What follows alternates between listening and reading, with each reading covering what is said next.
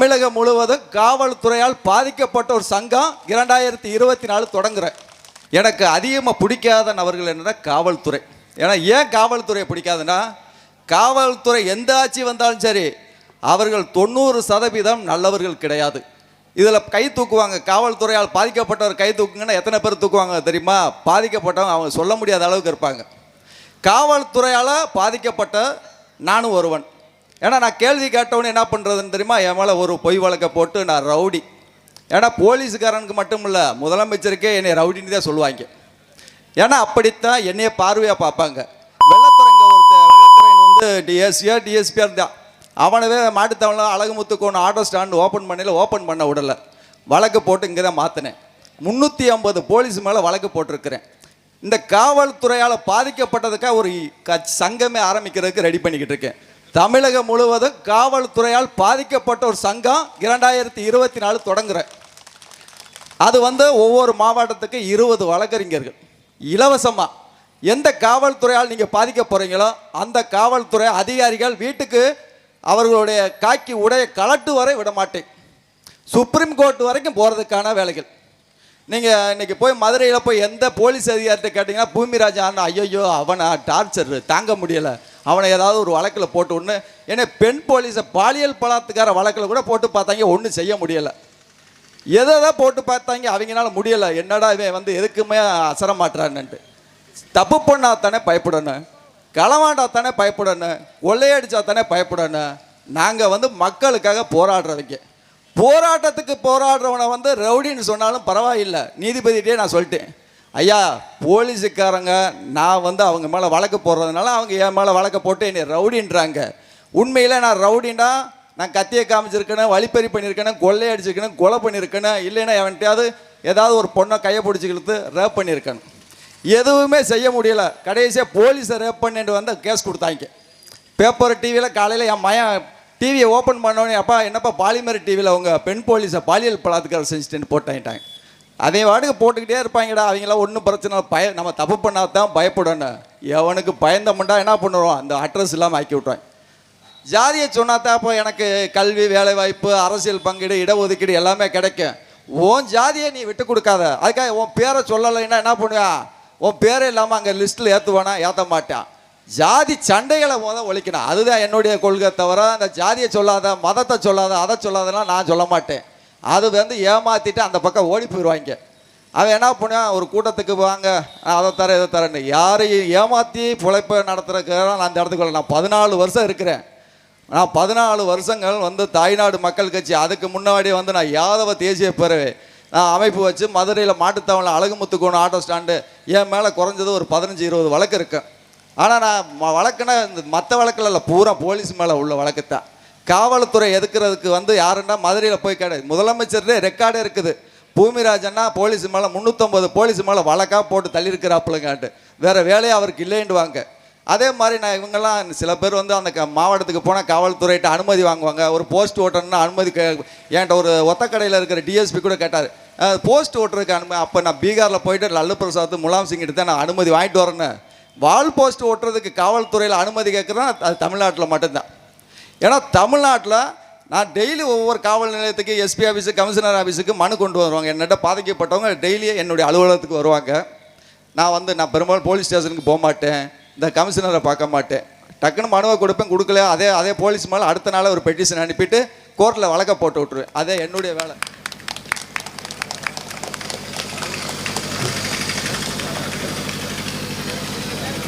அடுத்தபடியாக தாய்நாடு மக்கள் கட்சியினுடைய தலைவர் அண்ணன் ஏ.கே. பூமிராஜன் அவர்கள் வாழ்த்துரை வழங்குவார்கள்.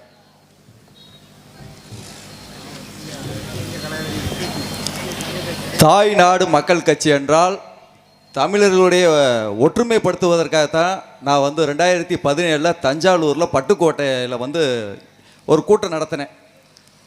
நானும் வந்து சாதாரண ஒரு பெரிய அதிமுக கட்சியில், திமுக கட்சியிலாம் வரல. ஏன்னா அவன்கிட்ட போனோம்னா கோட்ரு வாங்கி கொடுப்பேன், கோழி பிரியாணி வாங்கி கொடுப்பேன். அவனுடைய கொள்கையை நான் பின்பற்றவில்லை. என்னுடைய ஒவ்வொரு ஊரில் அடிப்படுறதை வச்சுட்டு சில பேர் என்னென்னா சில பாதிக்கப்பட்டதை வச்சு தான் நான் வந்து பொதுவுக்கு வந்தேன். எனக்கு அதிகமாக பிடிக்காத நபர்கள் என்னென்னா காவல்துறை. ஏன்னா ஏன் காவல்துறையை பிடிக்காதுன்னா, காவல்துறை எந்த ஆட்சி வந்தாலும் சரி அவர்கள் 90% நல்லவர்கள் கிடையாது. இதில் கை தூக்குவாங்க, காவல்துறையால் பாதிக்கப்பட்டவர் கை தூக்குங்கன்னா எத்தனை பேர் தூக்குவாங்க தெரியுமா? பாதிக்கப்பட்டவங்க அவங்க சொல்ல முடியாத அளவுக்கு இருப்பாங்க. காவல்துறையால் பாதிக்கப்பட்ட நானும் ஒருவன். ஏன்னா நான் கேள்வி கேட்டவொன்னே என்ன பண்ணுறதுன்னு தெரியுமா? என் மேலே ஒரு பொய் வழக்கை போட்டு நான் ரவுடி. ஏன்னா போலீஸுக்காரனுக்கு மட்டும் இல்லை, முதலமைச்சருக்கே என்னை ரவுடின்னு தான் சொல்லுவாங்க. ஏன்னா அப்படித்தான் என்னைய பார்வையாக பார்ப்பாங்க. வெள்ளத்துறைன்னு வந்து டிஎஸ்பியாக இருந்தான். அவனவே மாட்டுத்தவனில் அழகுமுத்துக்கோன்னு ஆட்டோ ஸ்டாண்டு ஓப்பன் பண்ண விடலை. வழக்கு போட்டு இங்கே தான் மாற்றினேன். 350 போலீஸ் மேலே வழக்கு போட்டிருக்கிறேன். இந்த காவல்துறையால் பாதிக்கப்பட்டதுக்காக ஒரு சங்கமே ஆரம்பிக்கிறதுக்கு ரெடி பண்ணிக்கிட்டு இருக்கேன். தமிழகம் முழுவதும் காவல்துறையால் பாதிக்கப்பட்ட ஒரு சங்கம் 2024 தொடங்குறேன். அது வந்து ஒவ்வொரு மாவட்டத்துக்கு 20 வழக்கறிஞர்கள் இலவசமாக. எந்த காவல்துறையால் நீங்கள் பாதிக்க போகிறீங்களோ அந்த காவல்துறை அதிகாரிகள் வீட்டுக்கு அவர்களுடைய காக்கி உடைய கலட்டு வரை விட மாட்டேன். சுப்ரீம் கோர்ட் வரைக்கும் போகிறதுக்கான வேலைகள். நீங்கள் இன்றைக்கி போய் மதுரையில் போய் எந்த போலீஸ் அதிகாரிட்ட கேட்டிங்கன்னா பூமிராஜா அண்ணா ஐயோ அவனை டார்ச்சர் தாங்க முடியலை, அவனை ஏதாவது ஒரு வழக்கில் போட்டு ஒன்று, ஏன்னா பெண் போலீஸை பாலியல் பலாத்கார வழக்கில் கூட போட்டு பார்த்தாங்க, ஒன்றும் செய்ய முடியலை. எதை போட்டு பார்த்தாங்க, அவங்களால முடியலை. என்னடா இவன் வந்து எதுக்குமே அசர மாட்டுறான்னுட்டு. தப்பு பண்ணா தானே பயப்படணும், களவாண்டா தானே பயப்படணும், கொள்ளையடிச்சா தானே பயப்படணும். நாங்கள் வந்து மக்களுக்காக போராடுறவங்க. போராட்டத்துக்கு போராடுறவனை வந்து ரவுடின்னு சொன்னாலும் பரவாயில்லை, நீதிபதிகிட்டே நான் சொல்லிட்டேன், ஐயா போலீஸுக்காரங்க நான் வந்து அவங்க மேலே வழக்கு போடுறதுனால அவங்க என் மேலே வழக்கு போட்டு என்னை ரவுடின்றாங்க. உண்மையில் நான் ரவுடின்னா நான் கத்தியை காமிச்சிருக்கேன், வழிப்பறி பண்ணியிருக்கேன், கொள்ளை அடிச்சிருக்கேன், கொலை பண்ணியிருக்கேன், இல்லைன்னா எவன்கிட்டயாவது ஏதாவது ஒரு பொண்ணை கையை பிடிச்சிக்கிட்டு ரேப் பண்ணியிருக்கேன். எதுவுமே செய்ய முடியலை. கடைசியாக போலீஸை ரேப் பண்ணிட்டு வந்து கேஸ் கொடுத்தாங்க.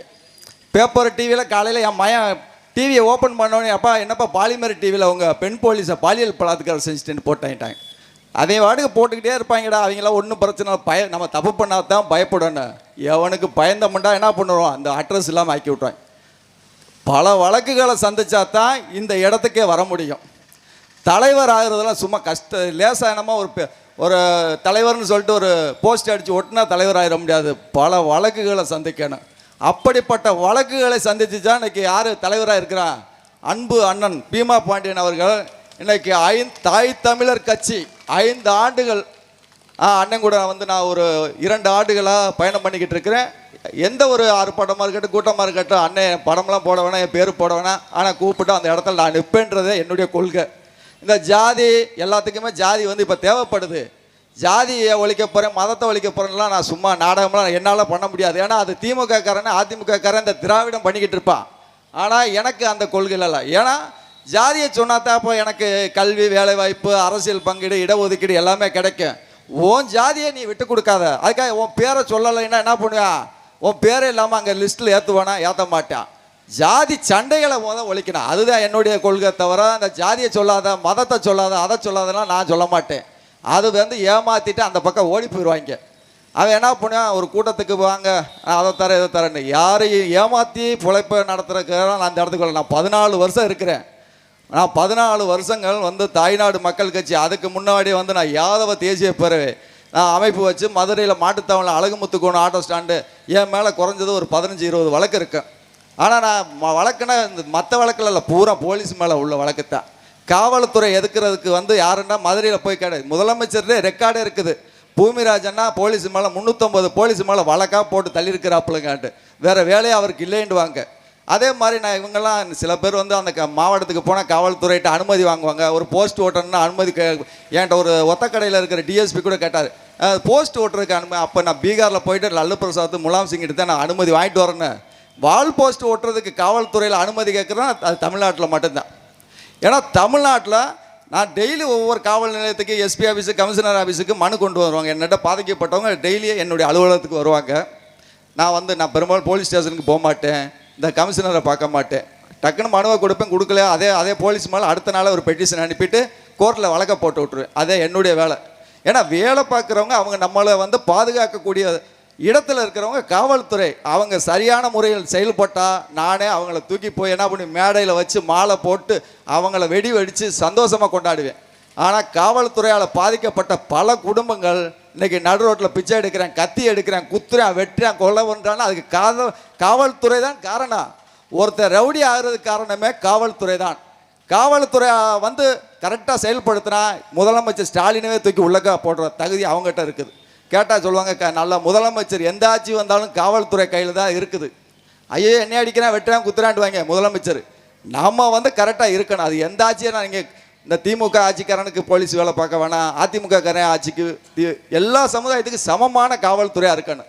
ஏன்னா காவல்துறைக்கு சேர்த்துத்தான் நாங்கள் போராடுறோம், ரோட்டில் இறங்கி போராடுறோம். என் கூட பிறந்த அண்ணன் தம்பி எல்லா பேருமே போலீஸ் சேர்த்து அவங்களே என்கிட்ட வரையில் சொல்லுவாங்க, நாங்கள் எந்த வேலைக்கு போனாலும் இனிமேல் போலீஸ் வேலைக்கே போகக்கூடாதுன்னு சொல்லுவாங்க. ஏன்னா அவ்வளவு பாதிக்கப்பட்டிருக்கிறாங்க. காவல்துறையில் பாதிக்கப்பட்ட நண்பர்களே என்கிட்ட இருக்கிறாங்க. ஆனால் ஒரு வாகனத்தை நிப்பாட்டி டீ கடைக்கு போய் டீ குடிச்சிட்டு வரக்குள்ளே அதில் 1000 ரூபா ஃபைன் போட்டுறாங்க. ஏன் வண்டி நேரத்தெல்லாம் பார்க்குறேன், பஜாஜ் கம்பெனியில் போய் இது பண்ணலாம்னு வண்டியை எச்ஹெச் பண்ணலாம்னு போகிறேன், 6000 ரூபா ஃபைன். எங்கே தான் போட்டாங்கன்னு தெரில. ஆனால் திருடுறதுக்காகவே அது ஒரு துறையை உருவாக்கி இருக்கிறாங்களான்னு தெரில, புதுசாக திருடுறது. கேட்டால் ஹெல்மெட்டு போடலாம், மாஸ்க்கு போடலாம். நான் கஷ்டப்பட்டு 10,000 ரூபா கொடுத்து ஒரு வண்டி வாங்குறதே கஷ்டம். இவன் 10,000 ரூபா இவனுக்கு ஃபைன் கட்டுற வேறு. அப்போ அந்த அளவுக்கு என்னடா, தம்பி டேய் பார்த்து ஓட்டுங்கடா, வண்டியை ஓரஞ்சாரத்தில் நிப்பாட்டுங்கடான்னு சொல்லி அவனை ஒரு சத்தம் போட்டு விட்டால் போதும். இப்போ திருடுறதுக்காக ஒரு டிபார்ட்மெண்ட் உருவாயிடுச்சு. காவல்துறையில் பாதிக்கப்பட்ட மக்களை வாங்கண்டா, இன்றைக்கி 1,00,000 பேர் இங்கே வந்துடுவாங்க, இந்த கூட்டத்துக்கே வந்துடுவாங்க. அவ்வளோ பேர் அந்த இடத்துக்கு வந்து எவ்வளோ கஷ்டமானது தெரியுமா? உருவாக்குறது வந்து யாரை வேண்டாலும் இது பண்ணிடலாம். காவல்துறை என்பது மக்களை பாதுகாக்கக்கூடியது. கம்ப்ளைண்ட் கொடுக்குறான், சீட்டாட்ட கிளப்பு நடத்துகிறாங்க ஒரு 15 இடத்துல, எஸ்பிகிட்ட கொடுத்தேன், கமிஷனர்கிட்ட கொடுத்தேன், பேப்பர் டிவி எல்லாம் போட்டேன். அவன் என்ன சொல்கிறேன், எனக்கு 1,00,000 ரூபா கொடுக்குறேன், நீ கொடுப்பியான்றான்.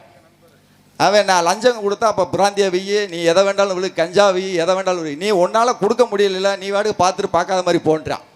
அப்போ காவல்துறை என்ன பண்ணுறாங்கன்னா, லஞ்சத்தை கொடுத்தா நம்ம சொல்கிறத கேட்பாங்க போல், லஞ்சம் கொடுக்கலன்னா எதுவுமே செய்ய மாட்டேன். அதே மாதிரி ஒரு இன்ஸ்பெக்டராக இருந்தவர் சேதுமணி மாதவன்ட்டு ஒரு பெண் புகார் கொடுக்க போன பெண்ணை பாலியல் பலாத்காரம் செஞ்சு தூக்கில் போட்டு தொங்க விட்டான்.